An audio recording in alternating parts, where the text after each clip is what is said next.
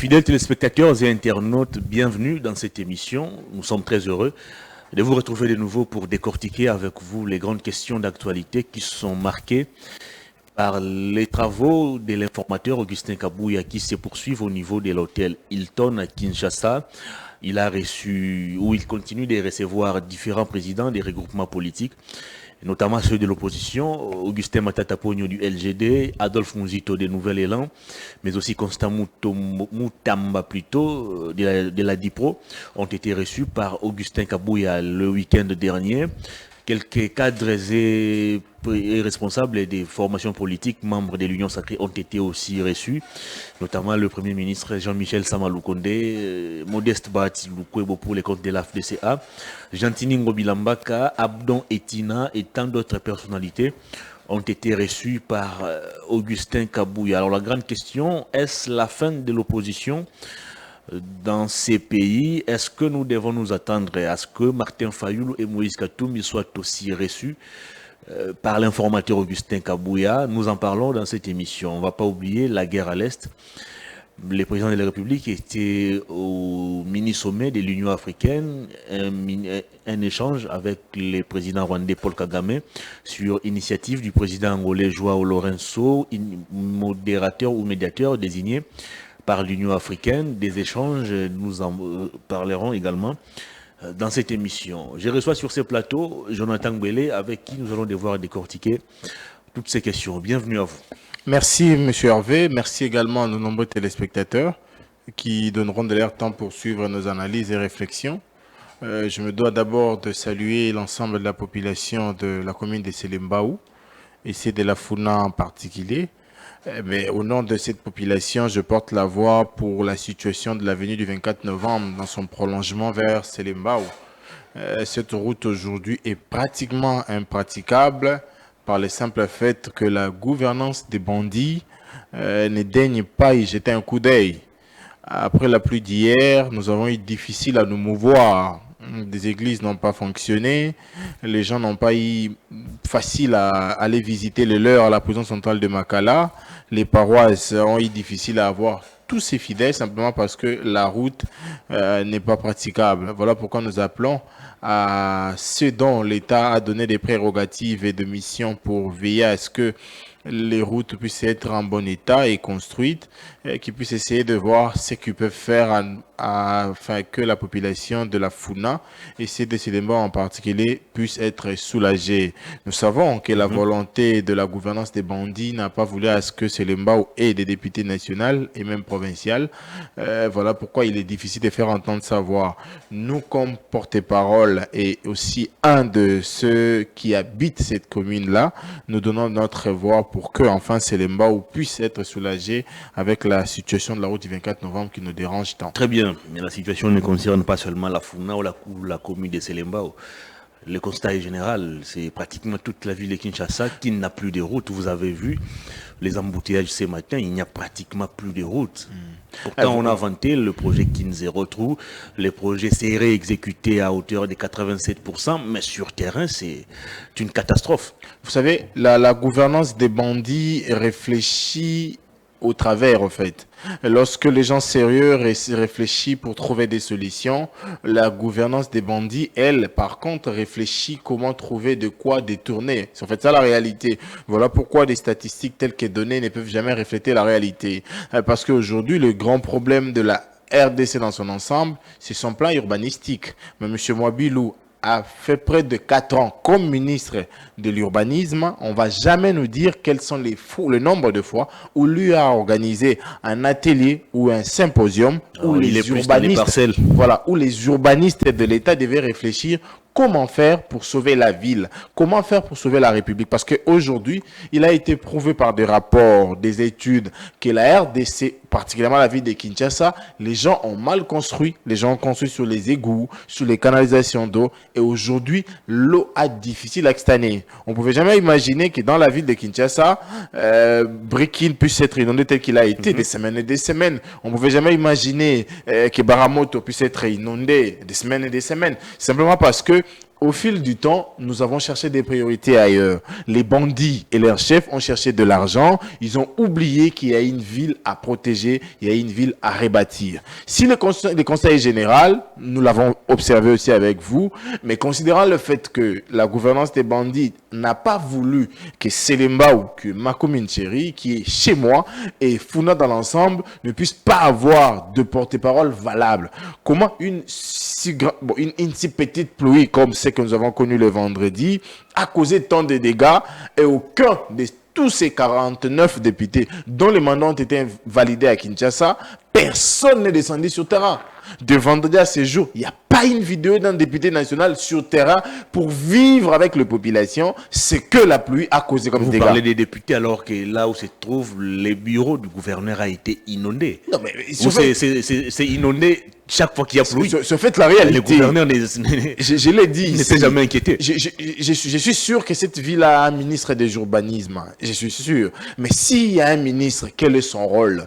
Et non seulement son rôle, quelle est son efficacité? Si les gouvernements provinciaux de la ville de Kinshasa arrivent à être inondés, ça veut dire qu'en réalité, nous ne sommes gérés que par des bandits et des bandits méchants. Parce que les lieux de travail du numéro 1 de la ville devaient être non seulement un lieu d'aisance, mais également un lieu de respectabilité. Mais lorsque les lieux où les gouverneurs travaillent, où les ministres travaillent, arrivent à être inondés, quel va être le sort de nos quartiers, de nos avenues et de nos rues? Donc la réalité est celle-là. Les bandits ne veulent pas réfléchir comment améliorer l'urbanisme au niveau de la République, et ce qui fait que la ville en paye les prix parce qu'effectivement, dans la continuité de la gouvernance, les bandits sont partout. Très bien. Alors il faut faire exactement quoi pour sauver cette ville de Kinshasa?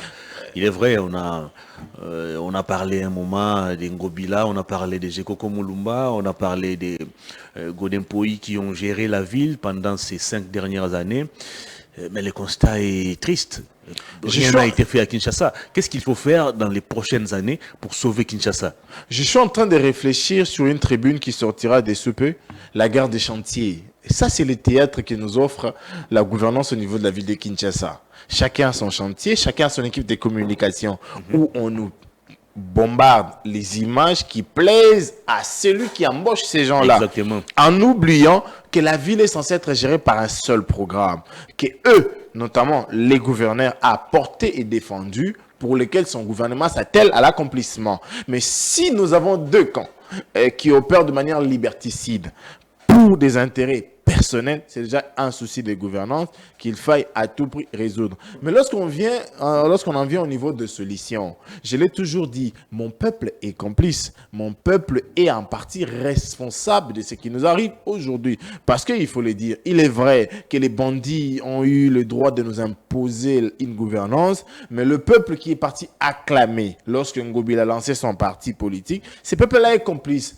Le peuple qui est allé acclamé lorsqu'on a réhabilité Ngobila, ce peuple-là est complice. Ce peuple-là qui est acclamé lorsque l'on a investi Mulumba comme gouverneur Aïe, ce peuple-là est complice parce que en 5 ans, ils n'ont pas produit des résultats escomptés. Est-ce que nous devons nous être fiers d'eux? Est-ce que nous devons nous être proches d'eux? Est-ce que nous devons nous les accompagner? Parce qu'on accompagne que c'est lui qui pose des actes qui vous est bénéfique. Lorsque les actes de gouvernance posés par les bandits n'accompagnent pas les attentes de la population, une séparation nette et claire doit se constater. Mais lorsque nous observons à ces jours, il suffit qu'Ngobila sort, vous voyez, il y a des gens derrière qui crient, parce qu'effectivement, à la fin, ils auront un 10 000 francs. Lorsque Mulumba sort, il y a des gens qui crient, parce qu'ils auront quelque chose à la fin. Mais lorsque vous, en étude personnelle, vous recevez vos 10 000 francs, alors qu'une ville est en train de mourir, nous allons vous tenir pour responsable devant l'histoire. Et je l'ai toujours dit, le premier de responsable, c'est celui qui a validé M. Ngobila comme candidat de sa famille politique dans la ville de Kinshasa. Il a été candidat indépendant, je pense. Lorsqu'il a été élu, il n'a pas été élu dans son indépendance, il a été élu par des députés porteurs de mandat. Ces députés-là, aujourd'hui, ils portent avec eux, dans la conscience, les malheurs de Kino. Très bien, on va parler des consultations menées par Augustin Kabouya, mais une dernière question concernant la ville de Kinshasa. Si durant les 5 dernières années, la ville pouvait compter sur un opposant, un député provincial qui s'appelle Mike Moukebaï, et que cette fois, l'Assemblée provinciale est entièrement composé des députés membres de l'Union sacrée. Est-ce que nous devons attendre à des actions capables de bouleverser le gouvernement provincial? Monsieur le journaliste, il faut déjà noter que la ville va enregistrer un gâchis de 5 bonnes années, simplement parce que le son contraire ne sera pas à l'heure. Parce que la gouvernance des bandits a décidé de n'avoir que ceux de la majorité au niveau de cette assemblée délibérante. Parce que la vie politique dans son développement ou dans son vécu quotidien admet une frange de contradiction qui permet bien évidemment de parler du jeu démocratique. Mais lorsque nous n'avons que ceux de la majorité, qui du reste n'auront que à exécuter le mot d'ordre donné par la majorité, ça veut dire qu'en réalité, aucun de ceux-là qui viendront de la majorité ne vont être inquiétés. La preuve, c'est que Moukeba a bataillé dur au prix des pays de sa liberté pendant 5 bonnes années.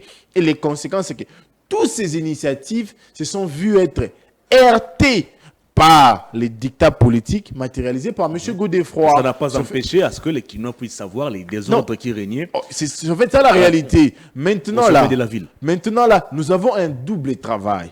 Parce que moi, je n'espère pas aux chefs coutumiers parce qu'ils seront que 4. Et même s'ils sont 4, ils ne font pratiquement rien d'ailleurs. Ils vont être désignés et entérinés par un ministre, donc ils vont lui être redevables. Ça sera compliqué pour que ces chefs coutumiers-là exercent avec liberté. Mais je compte sur les investigations et les enquêtes solidaire que nous allons nous mener. Parce qu'il est vrai qu'au niveau des assemblées délibérantes, nous ne sommes pas là. Mais nous allons être là pour surveiller de près cette gouvernance. Très bien. Par des révélations et éventuellement des tribunaux que nous aurons à faire. Mais là encore, il faut dire aux bandits, c'est bien bon de s'étayer une majorité, mais c'est encore mieux que cette majorité soit efficace. Parce que si cette majorité n'est pas efficace, parce que nous connaissons les vécus des Congolais, nous connaissons ce que les députés et même ceux qui jadis prétendent appartenir à la majorité sont capables de faire. Si l'UDPS avec 12 députés nationaux en 2018 n'a pas été en mesure de donner un sénateur, 12 députés provinciaux. Députés provinciaux plutôt, mais aujourd'hui avec 14 députés provinciaux, nous nous posons la question, est-ce qu'ils seront en mesure de lire un sénateur? Est-ce qu'ils seront en mesure d'être respectueux des engagements pris? C'est encore notre problème. Très bien. On va parler de Kabouya Augustin, l'informateur désigné par le chef de l'État pour identifier la majorité parlementaire. Il a commencé déjà son travail, il a reçu, ou il continue de recevoir, des présidents des partis politiques, des responsables des regroupements politiques. Mais on a été quand même surpris de voir, à travers les images, des opposants. Et parmi eux, Augustin Matata Ponyo, quelqu'un qui a critiqué de manière farouche la gouvernance Tshisekedi, être reçu par Augustin Kabouya. Est-ce que nous devons conclure qu'à ce jour, l'opposition est en voie de disparition? Est-ce que demain ou après-demain, on pourra se réveiller et voir Fayoulou Katumbi être aussi reçu par Kabouya? Question de se faire identifier comme membre de la majorité parlementaire. Merci de la question qui, du reste, s'avère être beaucoup plus évidente parce qu'il s'agit là de l'intérêt de la nation qui est la meilleure patrie. Mais déjà, il faut dire que M. Kabouya n'est pas l'informateur désigné, c'est l'informateur choisi. Je vais vraiment vous expliquer le pourquoi. Allez-y.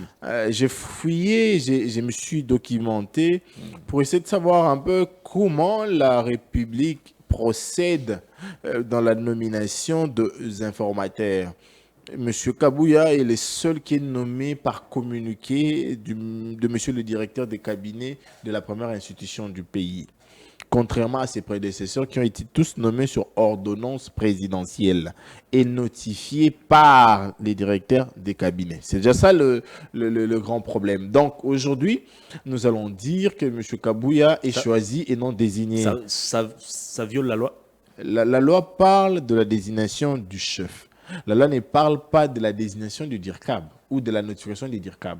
Les DIRCAB notifient la décision que la première institution prend. Donc tout doit passer par une ordonnance présidentielle et non un communiqué de la présidence de la République. Les présidents de la République agissent que par ordonnance présidentielle. Très bien. Ça, c'est déjà une précision de taille. Donc M. Kabouya est choisi et non désigné.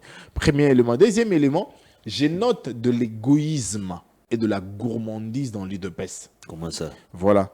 Et je me rappelle encore à l'époque, M. Kabila avait la majorité avec lui, son peuple était très fort, mais il s'est permis de choisir un allié comme informateur, paix à son âme, le vieux Mwando Simba. Vous allez comprendre que la réalité, ce n'était pas de offusquer ou de privilégier sa famille politique, mais de choisir quelqu'un qui va être conciliant et qui va être beaucoup plus prompt à la tâche. Et si Kabouya répond à tous ces critères? Voilà, je vous dis déjà que Kabouya n'a jamais été conciliant. Ça, c'est déjà le mal, c'est son défaut. Parce qu'aujourd'hui, si Kabouya était conciliant, on aurait dû avoir un seul UDPS. Aujourd'hui, il y en a 7. C'est déjà le problème de la conciliation. L'éclatement de l'UDPS n'a pas commencé avec Kabouya comme secrétaire Son général. unification pouvait commencer par l'UDPS, par Kabouya. Ça pouvait commencer là. Et même encore, lorsque Kabouya arrive, qu'est-ce qu'il fait? C'est la chasse aux sorcières. Parce qu'aujourd'hui, vous n'allez pas me contredire que tous ceux-là qui jadis étaient avant lui, leurs proches collaborateurs se sont vus soit émiettés ou effacés. Qui par exemple? J'aimerais vous donner un simple cas simple, beaucoup plus facile. Attendez-vous aujourd'hui parler du vieux Mavungu? Bruno Mavung. Ouais. Est-ce qu'il est toujours en vie? J'ai même oublié le vieux Rémi Massamba. Le nom m'a échappé. Il est toujours dans l'UDPS. Mais voilà. Les crèmes intellectuelles comme le vieux Massamba, est-ce qu'il ne devait pas être parmi ceux qui devaient orienter, pour ne pas dire encadrer M. Kabouya, en termes d'ancienneté, en termes d'expérience et de vécu? Je fais ça la réalité. Et même si on va plus loin, Jacquemain Chabani. Mais il est là. J'arrive.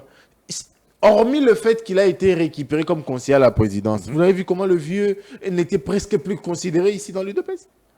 On envoie le nom de gens comme ministre, DG, PCA. On n'avait jamais envoyé le nom de Jacquemain Chabani. Jusqu'à ce qu'on décide de Mais il n'est pas le seul. Non, mais voilà. Paul Chilumba n'a jamais été nommé aussi. Les professeurs Chilumba, ils sont nombreux. Mais vous allez me permettre, me demander moi ici de faire cette comparaison systématique entre M. Chilumbu et M. Jacquemain Chabani? Je ne le ferai pas. Comment ça? Chacun sait ce qu'il est en mesure de faire. Vous n'allez pas comparer quelqu'un qui a été un secrétaire général d'un simple militant? Il a été porte-parole de l'UDPS, il n'a pas été militant. Non. Je parle d'un secrétaire général nommé par le président national du parti. Ça, c'est déjà un détail. Je ne pas entrer dans l'air guerre personnellement, je vous donne des faits. M. Kabouya n'est pas conciliant. Ça, c'est un premier élément. Parce qu'effectivement, il suffisait que l'histoire de M. Kamer et Boussa soit créée. Vous avez vu ses postures, vous avez vu son orgueil, vous avez vu ses réactions. Comment ça? Kabouya n'a jamais fait de la création du PCR un problème. Il est passé sur les ondes d'une radio locale, il a été clair. Non, voilà, c'est de la politique, c'est des bonnes guerres, chacun est libre de s'organiser. Il n'a jamais... Est-ce qu'il était obligé... Il n'a jamais fait un problème. Est-ce qu'il était obligé de passer, de réagir, considérant le fait qu'il sait que la première institution doit nommer un informateur qui va identifier la majorité? C'était une question venant d'une rédaction. J'arrive. Est-ce que toutes les questions que vous me posez ici, suis-je obligé de les répondre? Il y a des questions que je peux carrément vous dire que je ne réponds pas. Comme le débat entre les performances ou les qualités de Jacquemain et de Chilumbu. Je vous ai dit qu'il suffit de voir qu'un a été secrétaire général et l'autre militant. C'est clair. Je fais ça la réalité. Donc moi je pense... Le fond du travail, voilà. Je pense que celui qu'on a choisi comme informateur n'est pas conciliant. C'est un problème. Deuxièmement, je note également que l'en fait, on pensait qu'au travers de cette nomination, on est un petit Premier ministre. C'est en fait ça la réalité. Parce que je me dis... Il n'y a pas de petit Premier ministre. Bon, petit Premier ministre en miniature, il faut le dire comme ça. Non, il n'y en a pas. Il y a un Premier ministre et moi, je pense le dire comme ça. Ça s'arrête là. Et laissez-moi le justifier. Lorsqu'un informateur se permet de faire signer à ceux qui optent pour la majorité un pacte, posez-vous la question. Lorsque le formateur du gouvernement arrivera, lui fera signer quoi? Parce qu'effectivement, c'est lui qui aura en charge de nommer les gouvernements avec qui il va travailler. Si l'informateur a l'obligation ou se fait le droit de faire signer des pactes, c'est en réalité pour nous dire que je vous suivrai jusqu'au bout parce que je serai là. Donc l'UDPS essaie de nous faire comprendre qu'il va tout rafler. Bon, il n'essaie pas de nous faire comprendre parce que nous le savions déjà, nous savons qu'ils sont égoïstes, ils sont gourmands. Il essaie de faire comprendre à ses alliés qu'il va tout prendre. Et lorsque, en politique, on s'arroge le droit d'être gourmand, c'est en réalité la sous-estimation, pour ne pas dire la minimisation de ceux qui sont avec nous. Et malheur pour moi, ou les regrets que moi j'ai, c'est de voir que dans l'opposition, il y a des gens qui ne combattent que pour leur propre compte. Parce qu'effectivement, on ne pouvait pas humilier l'opposition telle qu'on l'a fait. Aujourd'hui, l'IDPS... Qui a humilié l'opposition? J'arrive. L'IDPS montre aux yeux du monde que les opposants sont les gourmands. Les premiers à être réussis, c'est eux. C'est fait ça la réalité. Et ça, c'est à cause des Mouzitou, c'est à cause des Matata, c'est à cause des Moutamba. À cause d'eux aujourd'hui, l'on nous traite, nous, opposants, de gourmands. Alors que Jonathan n'a rien à faire de l'appel de Kabouya. Katumbi n'en a même pas besoin. Et Fayoul également. Il y a un concept que vous avez toujours mis en avant. Vous, acteurs politiques, vous parlez souvent du dynamisme politique. Voilà. Parce que ce que fait Matata, ce que fait Mouzito, ce que fait Moutamba, n'est-ce pas du dynamisme politique aussi? En fait, il faut appeler ça la dynamique politique, moi je ne crois pas. Parce qu'effectivement, la dynamique politique doit cadrer avec ses ambitions et ses convictions. Aujourd'hui, les combats que mène Mozitou, les combats que mène Matata, les combats que mène... celui-là, je n'aime pas trop la citer. C'est les combats de quoi, en fait? Parce que si c'est les combats pour un Congo meilleur, ça veut dire qu'en réalité, Mozitou devait accepter d'aller là-bas à la condition que l'on érige les murs qui nous séparent du Rwanda, parce que Mozitou déplore les tueries du Rwanda. Mais lorsqu'il va sans que ces murs soient érigés, ça veut dire qu'en réalité, Mozitou n'a pas de raison d'être. Mozitou a perdu son combat. Est-ce qu'il n'a pas raison aussi de rejoindre la gouvernance? Question de proposer en interne ces pistes de solutions pour mettre fin à certains problèmes auxquels la RDC fait face. Ça allait être mieux que Mozitou attend voir ce que la gouvernance fera de ces propositions. Oui. Parce que ces tribunes sont publiques. C'est un peu comme les propositions de Moïse Katumbi, Martin Fayoul. Toutes ces propositions sont rendues publiques. Est-ce la gouvernance actuelle y a jeté coup d'œil ou a essayé de l'adapter pour des éventuelles applicabilités? Je dis non. Et s'ils n'ont pas été en mesure de l'utiliser sans que vous puissiez vous en demander le droit d'auteur, maintenant, à votre présence, vous pensez qu'ils vont le faire? Je dis non. Parce qu'en réalité, je me rappelle de la scène où vous y allez, vous n'accepterez que ce qui va vous être donné. Et pire encore, on va non seulement vous donner ce que eux voudront bien vous donner, mais ils vont vous contrôler à tous les niveaux. Et aujourd'hui, les malheurs, c'est que le combat de l'opposition est réduit au positionnement. Pourtant, Jonathan milite pour le bien-être des Congolais. Je n'ai rien à faire d'un quelconque positionnement parce que je pense qu'avec ce que j'ai comme profession, avec ce que j'ai comme idéal, je me suffis. Je n'ai pas besoin d'un ajout. Mais avec ces opposants politiques, je ne sais pas le mobile net de cette adhésion-là, mais à voir comment les activités se sont déroulées. Très bien. On dirait qu'ils étaient des copains d'attente. On dirait qu'ils étaient des amis. On dirait qu'ils papotaient déjà avant. Et cette opération n'a fait que rendre public ce qui se faisait déjà en coulisses. Très bien. Vous reprochez exactement quoi à ces opposants qui ont accepté de se faire consulter? C'est des gens qui ont la compétence, ils ont l'intelligence. Mouzito et Matata ont été premiers ministres et ils ont démontré chacun de quoi ils étaient capables. En quoi le fait pour Mouzito et Matata de mettre leur intelligence ou d'apporter leur pierre à la construction de l'édifice qui est le Congo vous dérange? Je ne suis pas contre qu'ils choisissent des manières libres dans quel camp politique appartenir.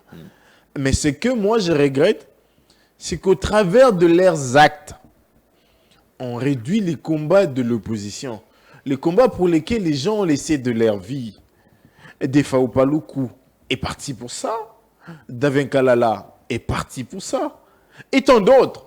Donc aujourd'hui, penser qu'on ne viendra ou on ne militera que dans l'opposition pour que l'on puisse être appelé demain à la gouvernance, c'est mal comprendre l'idéal du combat politique. Parce que si aujourd'hui, le Rassemblement national militait pour les positionnements, on aurait dû voir M. Le Pen plusieurs fois gérer, soit avec Hollande, avec Sarkozy, mais ça n'a pas été le cas. On aurait dû voir Mme Marine gérer avec Macron et pour le premier mandat et pour le second.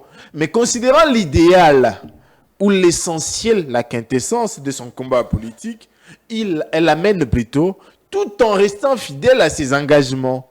Aujourd'hui, moi je l'ai dit, s'il faille rester 20 ans, 25 ans, 30 ans dans l'opposition en gardant les mêmes valeurs, je l'accepterai.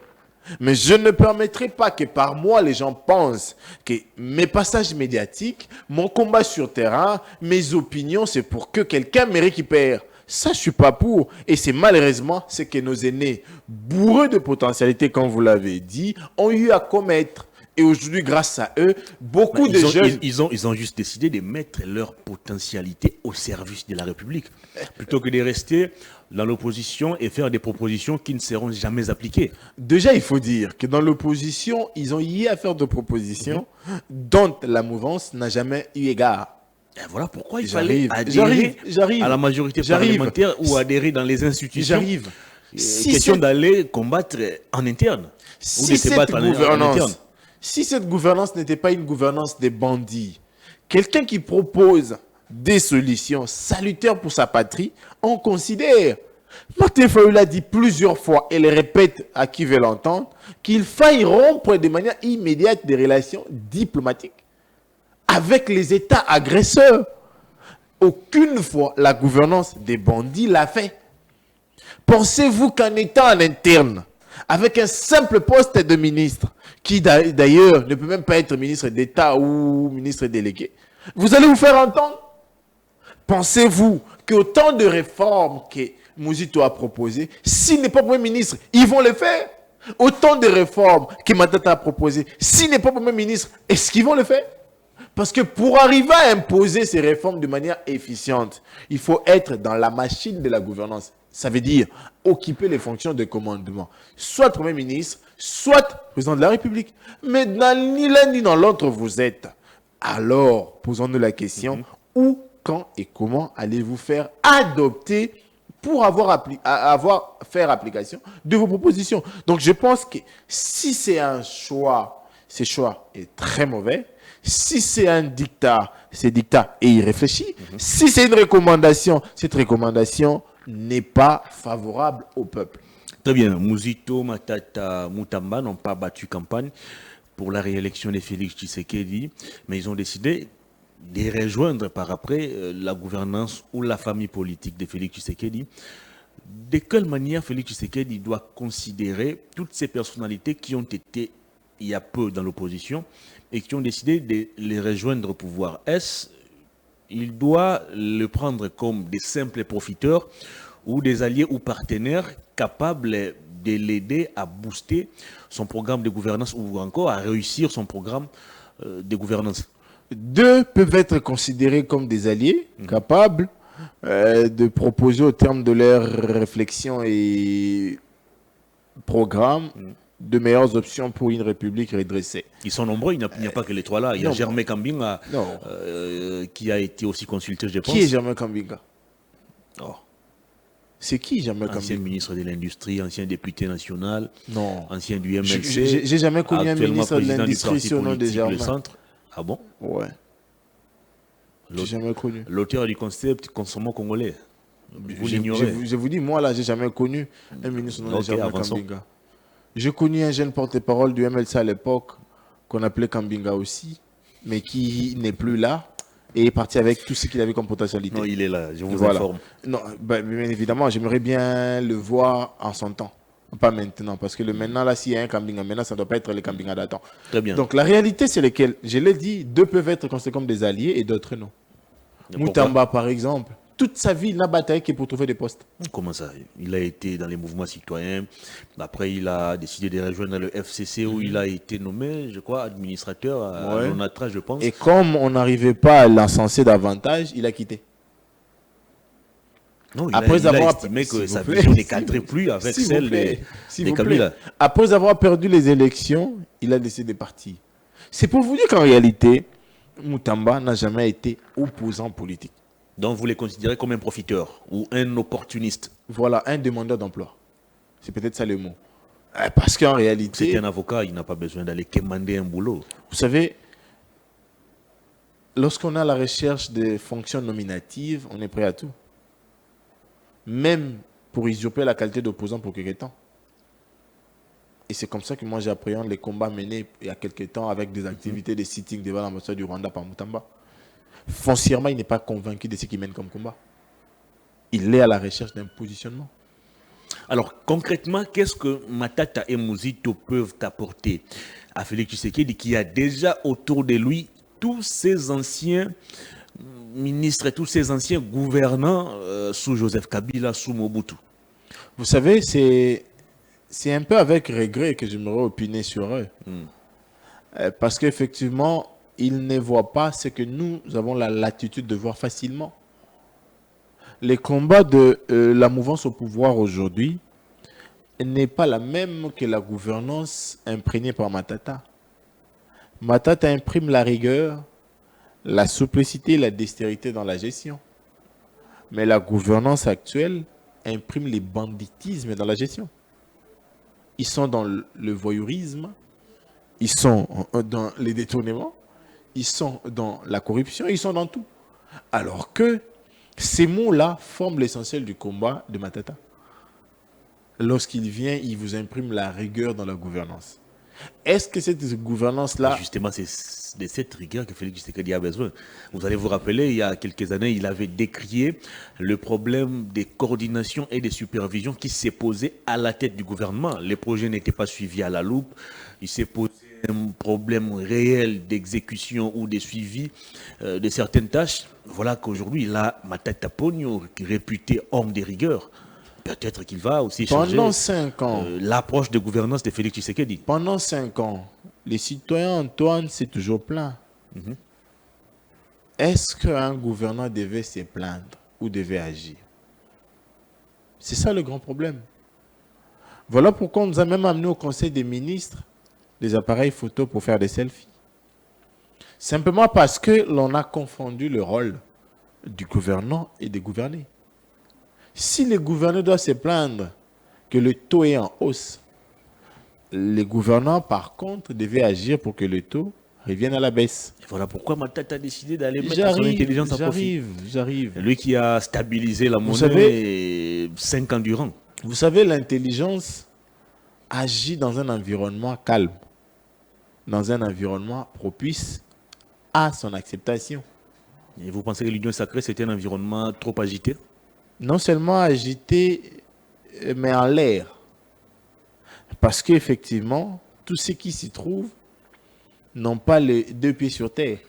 Ah bon? Chacun réfléchit à comment devenir ministre, à comment faire tomber X pour avoir la place de l'autre. Alors que, dans l'état actuel du pays, il faille être posé et réfléchir au développement de la nation. Voilà pourquoi je pense que la gouvernance des bandits ne sera pas un cadre propice à l'émergence ou encore à l'acceptation de programmes et des actions des personnes comme Matata et Mouzito. Ça, c'est un problème. Mais comme ils ont fait le choix d'aller là où ils seront peu considérés, nous leur souhaitons bon vent. Parce qu'effectivement, la nation doit évoluer. Et l'opposition également. Moi, je l'ai toujours dit. On peut se lever un bon matin, tous les leaders que l'on qualifie aujourd'hui de leaders de l'opposition décidaient de partir. Je suis sûr de rester les seuls. Et je me battrai pour que le combat de l'opposition continue. Parce qu'effectivement, je crois qu'il faudrait qu'il y ait des sons contraires pour que la gouvernance revienne de temps en temps à l'ordre. Très bien. Si tous doivent aller vers la gouvernance, c'est-à-dire qu'en réalité, le jeu démocratique ne vivra pas. Est-ce qu'on peut s'attendre à ce que Martin Fayulu, qui n'a pas de député malheureusement, puisse être aussi reçu par Augustin Kabouya, soit encore Moïse Katumbi? Je connais l'homme. Je connais l'homme, comme je l'ai dit. Je sais ce qu'il est en mesure de dire et faire. Je ne le vois pas. Je ne le vois pas rejoindre cette gouvernance aux formats actuels. Je ne le vois pas. Le président Katumbi, après l'évaluation du processus et qu'il faut déjà y dire que parmi les partis et regroupements politiques qui ont compétit, c'est les seuls qui a évalué le processus électoral. J'ai quand même lu les résolutions. Ils ont accepté de continuer le combat de l'opposition. Donc en réalité, ils vont continuer. Et j'en appelle à la responsabilité des élus d'ensemble. Il semblerait qu'ils ne sont pas nombreux. Une vingtaine. Voilà. Je sais que les sollicitations vont venir. Je sais que les billets des banques vont circuler. Mais rappelez-vous que si vous avez été élu, c'est parce que le peuple croit en vous. Et si le peuple croit en vous, c'est parce qu'ils auront les nerfs pour tenir. Déjà, l'on ne tient que si on aime la chose. Déjà, il faut rappeler que parmi eux, il y a certains qui sont soupçonnés déjà de rouler pour l'union sacrée. Voilà, c'est pourquoi j'ai tenté de leur prodiguer des conseils. Je sais que la trahison dans la classe politique, c'est paye au prix de la vie. Je vous demanderai de ne pas céder. L'argent, oui, tous nous avons envie de l'argent, mais il faudrait l'avoir correctement et au moment voulu. Voilà pourquoi je pense que par vous, les symboles de l'opposition parlementaire doivent être vécus et de manière permanente et continuelle. Je vous encourage à continuer ces combats ensemble avec vos leaders, qui du reste ont accepté de continuer ces combats. Très bien, on va parler guerre à l'Est. Êtes-vous déçu par les comportements de Mouzito? Je ne suis pas déçu, mais je suis ébahi. Très bien. Ahuri même. Et dynamisme politique. D'après eux. En pratique. C'est d'après eux. Très bien. On va parler guerre à l'Est. Le président de la République, Félix Tshisekedi, s'était rendu le week-end dernier à Addis Abeba pour participer au 37e sommet de l'Union africaine. Et dans le cadre de ces sommets, un échange ou une rencontre a été organisée sur initiative du président angolais, désigné comme médiateur par l'Union africaine, question de tabler un peu sur la situation sécuritaire à l'est de la RDC. Pour la énième fois, Félix Tshisekedi a échangé ou a rencontré Paul Kagame, présenté à ce jour comme principal agresseur de la RDC. Est-ce que vous pensez que ces rencontres sont suffisantes pour mettre fin à la guerre qui ne fait que durer? Au total, il y en a eu plus de 10 depuis l'arrivée de M. Antoine à la gouvernance.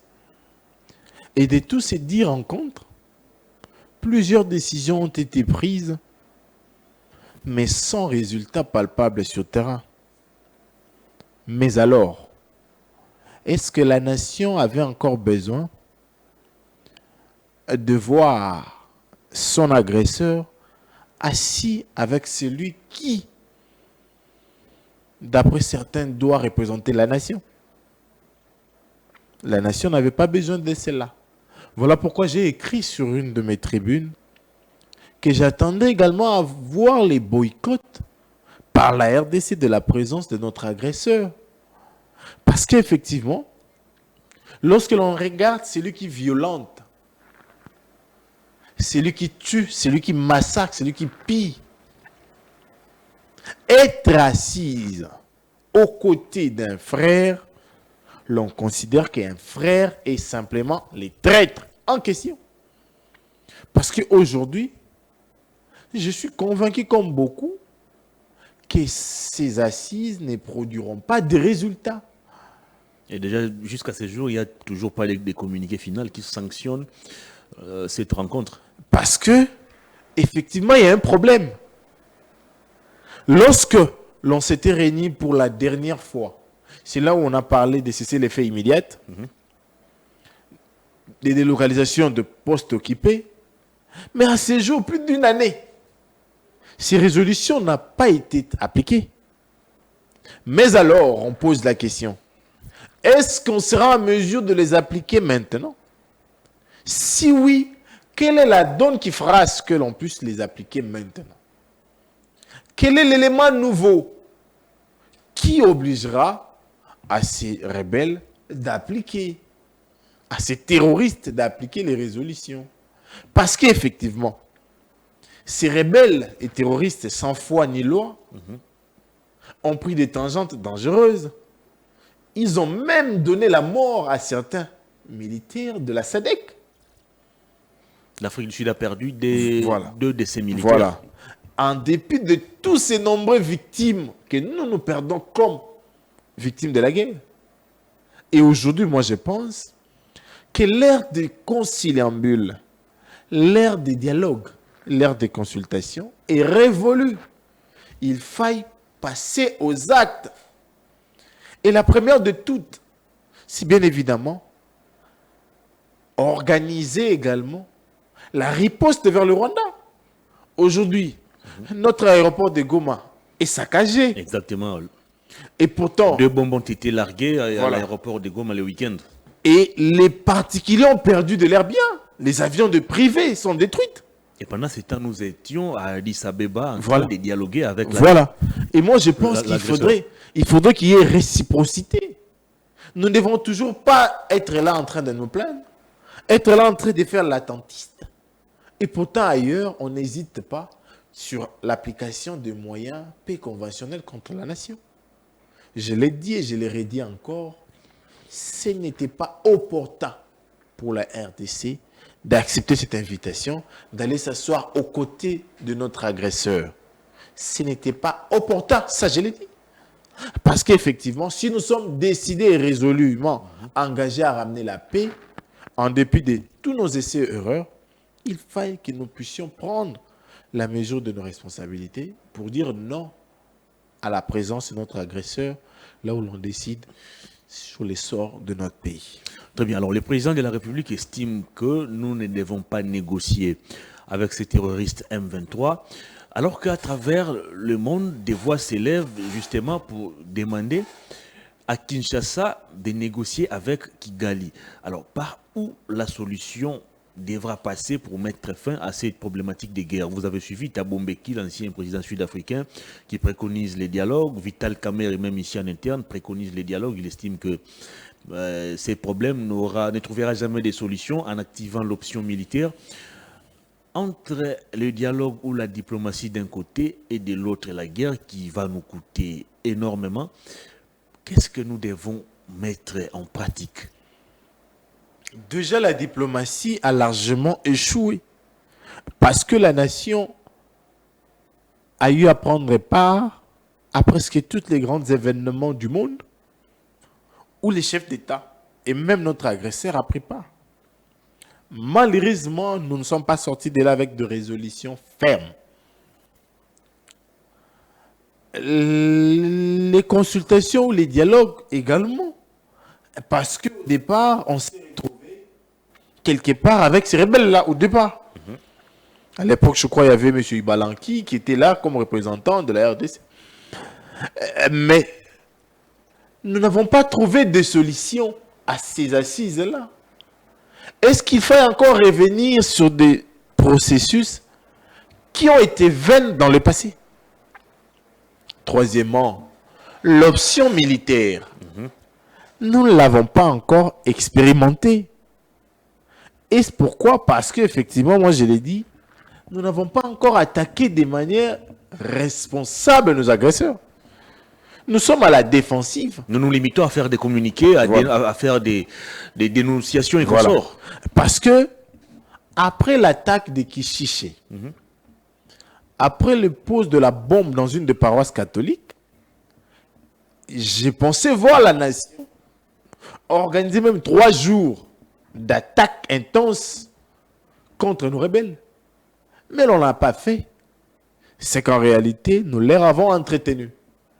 Et si nous les avons entretenus, est-ce qu'aujourd'hui, maintenant qu'ils ont bouffé de l'argent avec les impôts et taxes à Bunagana, ils seront prêts d'accepter un dialogue où ils seront perdants? Parce que lorsque nous allons vers un dialogue, il faut dire que l'objectif, c'est de les appeler à redevenir civils et les obliger, pour ceux qui ont été auteurs des faits infractionnels graves comme les crimes contre l'humanité, Très bien. à y répondre devant la loi.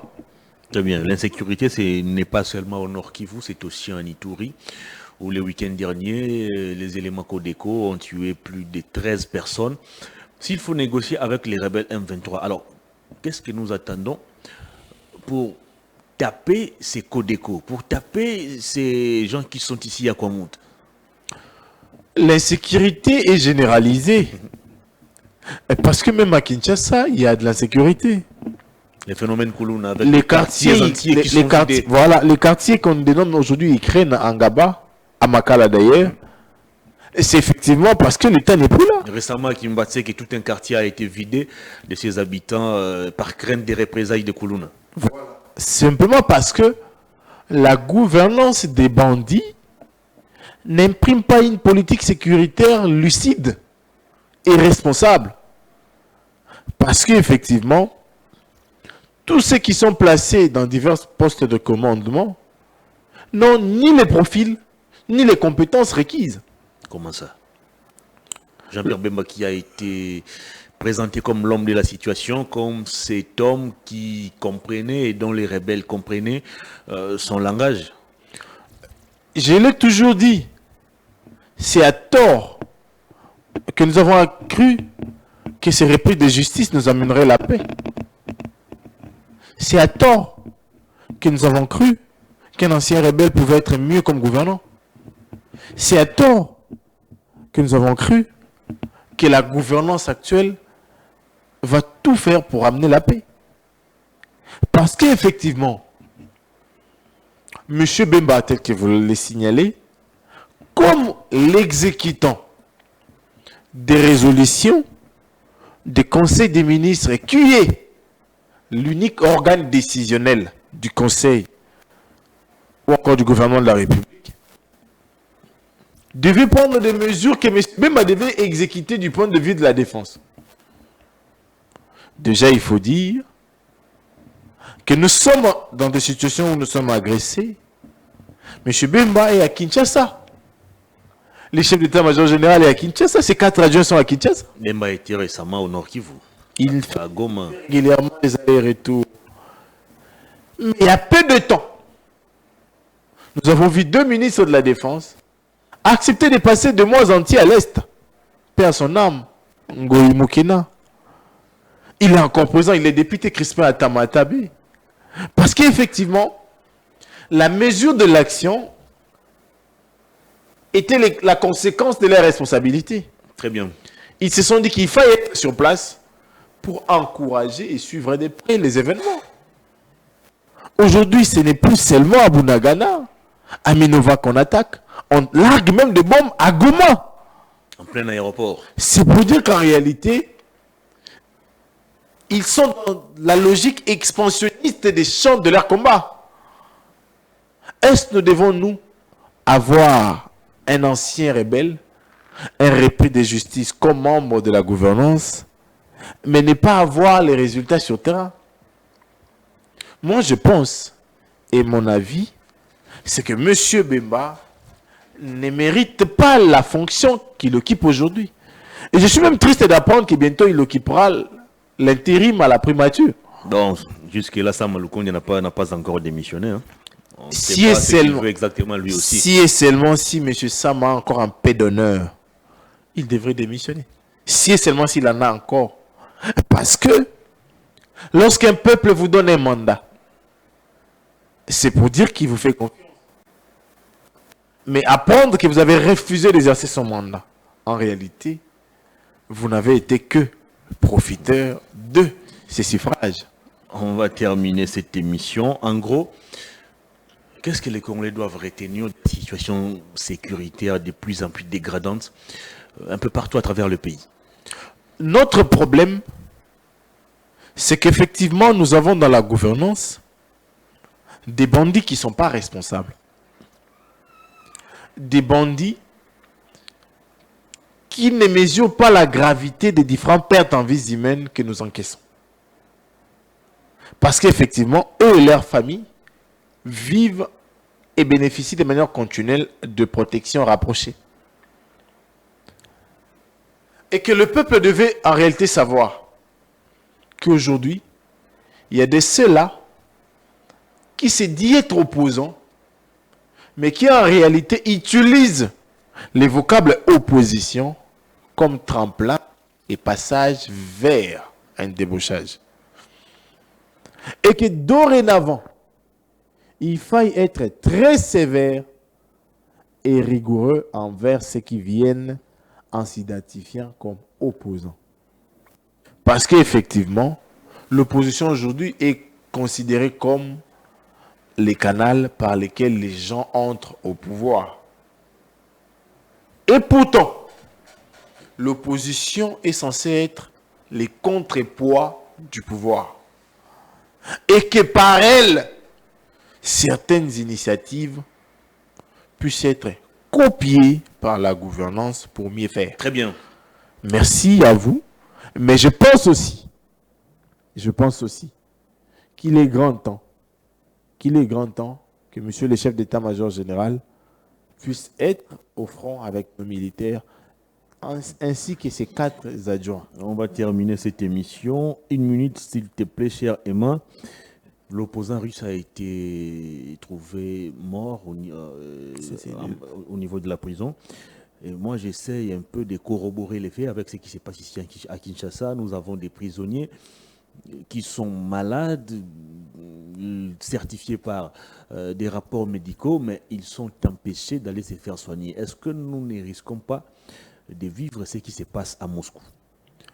Je compatis avec l'opposition russe par cette perte, parce qu'il faut le dire, M. Navalny a beaucoup souffert de cet empoisonnement. Il en a pris au total 6 ans à l'état avec 6 ans. Il n'a pas été autorisé 6 ans. De se faire soigner. Voilà, 6 ans. Il a l'état avec.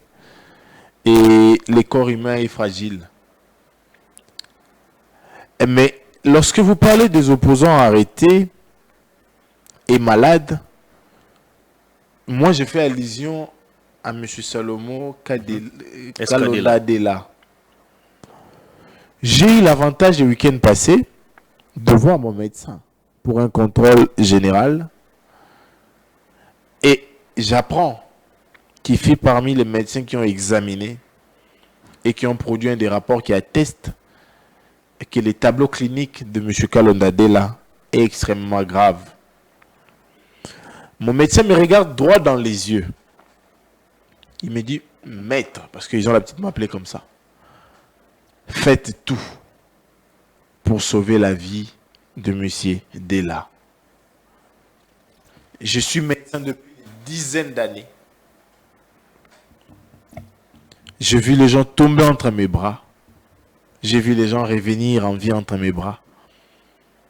Mais je pense que si nous continuons à rester passifs au regard du danger que guette actuellement la vie de M. Kalonda-Dela, nous risquons de le perdre. Et il ajoute que les jours à venir vont être très critiques pour lui.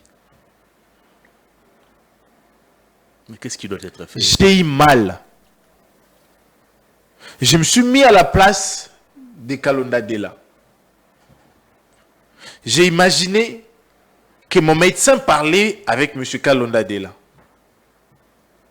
J'ai compris qu'il fallait donner de la voix. Et je m'en vais encore une fois de plus parler aux responsables de l'appareil judiciaire militaire.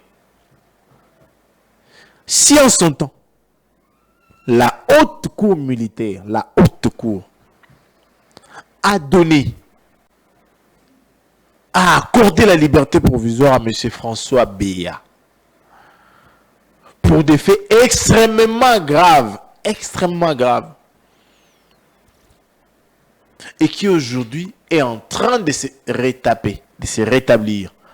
Parce que j'ai la famille en dehors du pays, et quelque part, ils ont rencontré dans un des couloirs de formation spéciale, ils ont rencontré M. François.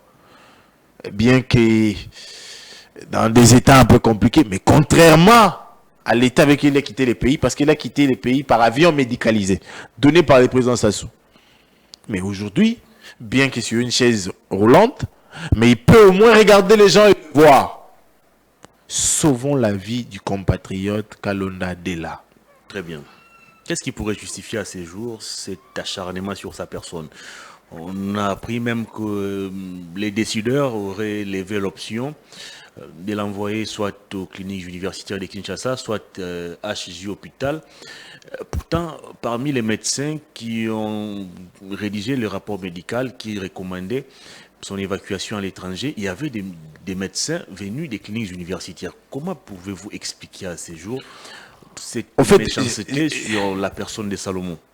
J'ai pas voulu tout dire parce qu'effectivement, mon médecin, c'est un médecin de cliniques universitaires. C'est lui qui me soigne depuis un moment. Et puis j'ai dit ici, et puis ils vont aller suivre pour savoir c'est qui et tout. La réalité, c'est lesquels. Vous n'avez pas cité. Voilà. Aujourd'hui, l'on s'efforce à rendre des comptes à des compatriotes. Je suis en train de fouiller, mais il semble qu'aujourd'hui, on exerce une vengeance contre la personne de Kalonda Dela. Moi, je me dis, ne serait pas utile que l'on puisse exercer cette vengeance pour quelqu'un qui est valide, qui est en bonne santé, contre un malade. Contre un malade, on va faire des vengeances. Nous allons continuer à intercéder dans la prière. Nous allons continuer à les soutenir par des intentions. Mais je pense que les autorités de l'appareil judiciaire militaire, vous devez sauver la vie de cet homme. Très bien. On a terminé l'émission. Grand merci à vous, cher Jonathan. Merci à vous également. Ça est fini, mesdames et messieurs. Grand merci à vous pour la sympathie et réelle attention. Grand merci à toute l'équipe technique. Je vous retrouve très prochainement. Au revoir. Bonne suite des programmes sur nos antennes.